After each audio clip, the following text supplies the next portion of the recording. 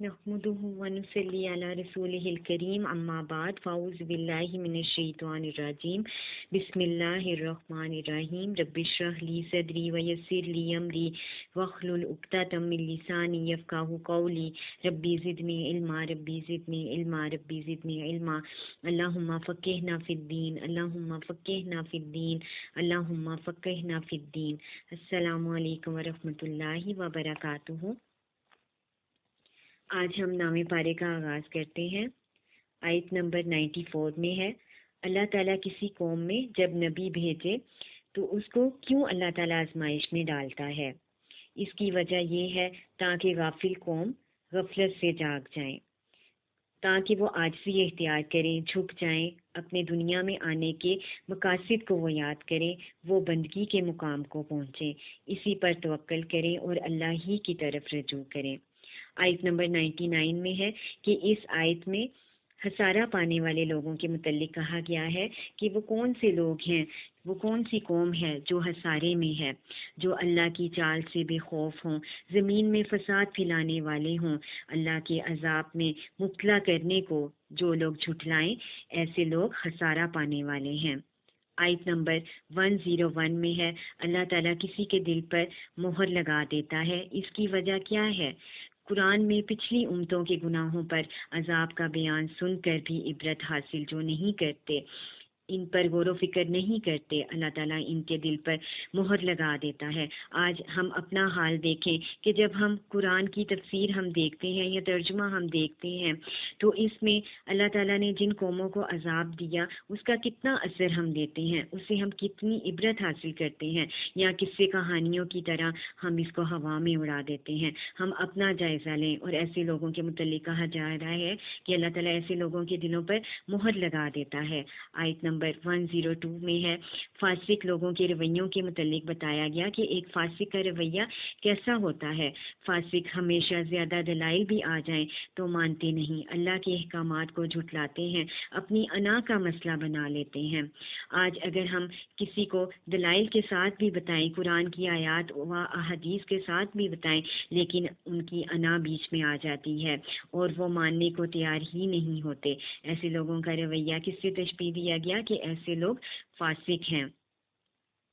इसी तरह बताया गया आयत नंबर 126 में जादूगरों की दुआ का बताया गया कि जादूगरों ने अपने लिए कौन सी दुआ की, रब्बना अफ्रिग अलैना सब्रम व तवफ़्फ़ना मुस्लिमीन। हमें भी ये दुआ कसरत से पढ़नी चाहिए।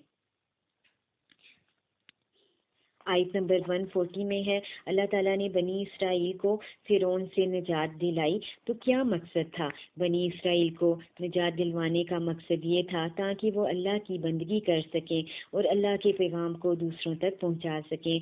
आज अगर हम देखें कि हम आज़ाद माशरे में रह रहे हैं तो ये आज़ादी हम किस लिए हम इस्तेमाल करें? अल्लाह की इबादत के लिए इस्तेमाल करें इसको, और नेकी का कोई मौका हम हाथ से ना जाएं और अल्लाह के पैगाम को हम दूसरों तक पहुंचाएं, क्योंकि अल्लाह ताला ने हमें आज़ाद पैदा किया है और हम आज़ाद मुल्क में रह रहे हैं, इसलिए हमें नेकी के काम में देर नहीं करनी चाहिए।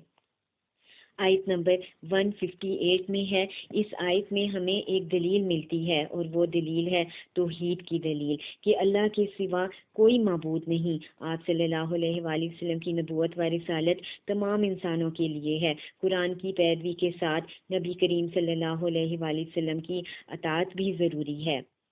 आयत नंबर 126 में कलाम को बदलने की सज़ा बताई जा रही है।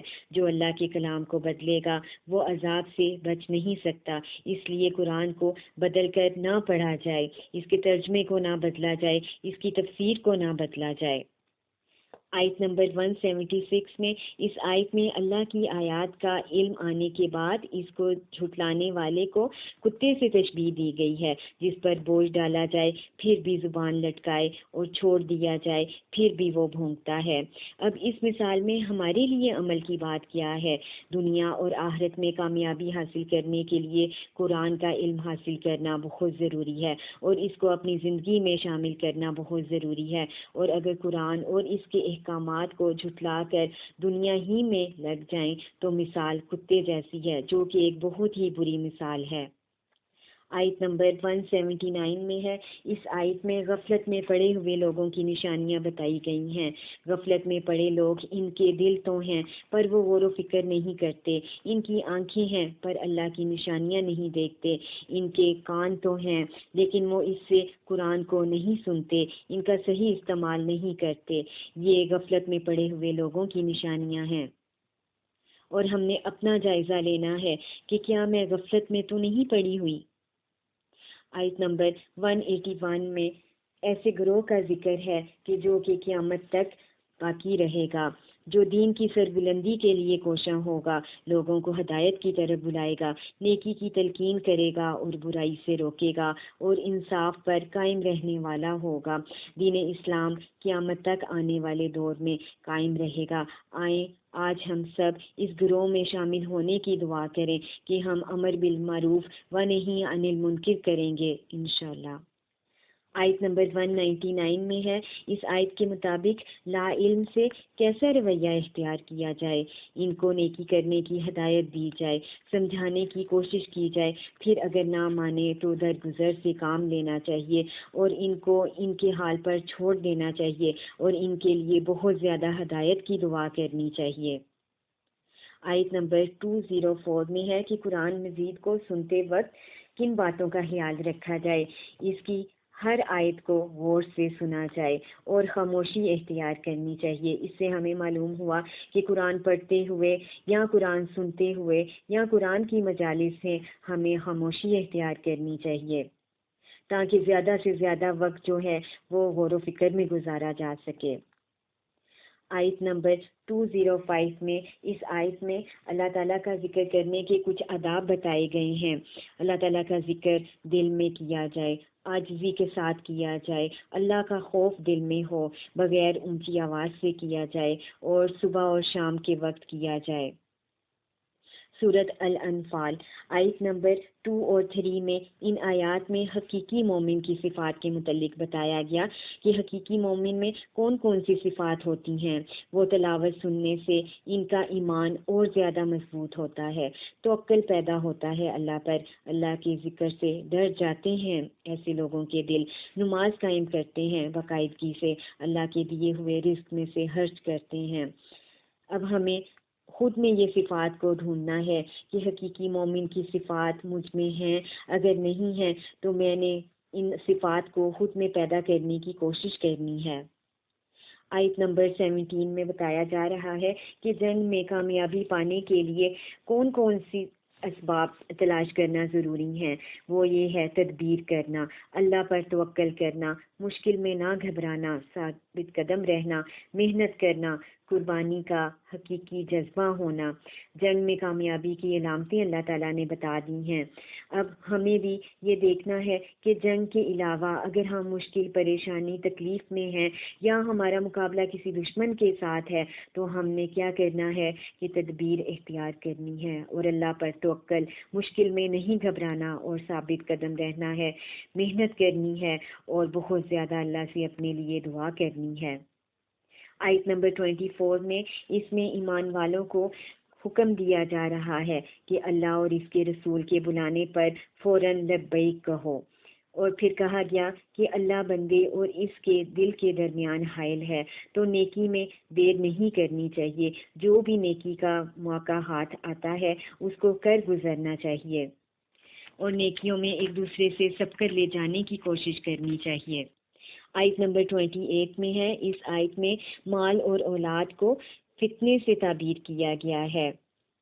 اس کی وجہ کیا ہے؟ کیونکہ اکثر نیکی کے کام اور عبادت میں مال اور اولاد ہی حائل ہوتی ہے، اس لیے مال اور اولاد کو فتنہ و آزمائش سے تعبیر کیا گیا۔ اس لیے ہم نے اب عبادت یا نیکی کے کام میں مال اور اولاد کو آڑے نہیں لانا۔ آیت نمبر 33 میں اس آیت میں استغفار کے فوائد بتائے گئے ہیں کہ استغفار جو ہے وہ برائیوں کو دور کر دیتا ہے، گناہوں کو بخش دے گا اور معاف کر دے گا، قلبی بصیرت دے گا، روشنی عطا کرے گا اور عذاب نہیں دے گا۔ اس لیے استغفار کو اپنا معمول بنا لیں۔ استغفر اللہ ربی من کل ذنب واتوب الیہ۔ اسی طرح اس پارے میں فرعون کے جادوگروں کا ذکر ہے کہ حق کو پہچان کر فوراً انہوں نے اسے قبول کر لیا اور پھر وہ اس پر ڈٹ گئے۔ اب ہمارا کیا کام ہے کہ دین کے راستے میں آنے والی آزمائش اور ہر مشکل و تکلیف میں ہم نے دعا کرنی ہے، ربنا افرغ علینا صبرا وتوفنا مسلمین۔ اسی طرح آل فرعون کی آزمائش کا ذکر ہے کہ فرعونیوں کو غرق کر کے بنی اسرائیل کو نجات دی تو یہ بچڑے کو معبود بنا کر شرک میں گرفتار ہو گئے۔ اب ہمارے لیے تاکہ نیک اور بد کو چھانٹ کر الگ کر لیا جائے۔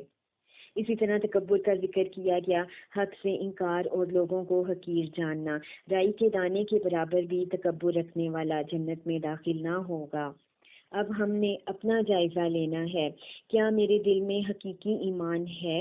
ایک لمحے کے لیے سوچیں کہ میرا ایمان کس درجے پر ہے، اور اسی طرح اپنا جائزہ لینا ہے، کیا میں مشکلات پر صبر اور نماز سے مدد لیتی ہوں؟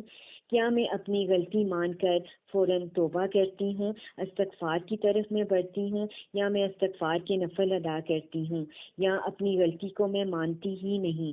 اسی طرح ہم نے دیکھنا ہے کیا میں شیطان کی وسوسے آنے پر فوراً اپنا محاسبہ کرتی ہوں، اور ہم نے یہ دیکھنا ہے کہ آزمائش اور تکلیف کے وقت کیا میں اذکار کو اپناتی ہوں، ان کو میں کتنی اہمیت دیتی ہوں، اور میں اللہ پر کتنا توکل کرتی ہوں۔ اللہ تعالیٰ ہم سب کو عمل کی توفیق عطا فرمائے اور مکمل دائرہ اسلام میں ہمیں داخل کر دے، آمین ثم آمین۔ سبحانک اللہم و بحمدک، اشہد ان لا الہ الا انت، استغفرک و اتوب الیک۔ السلام علیکم ورحمۃ اللہ وبرکاتہ۔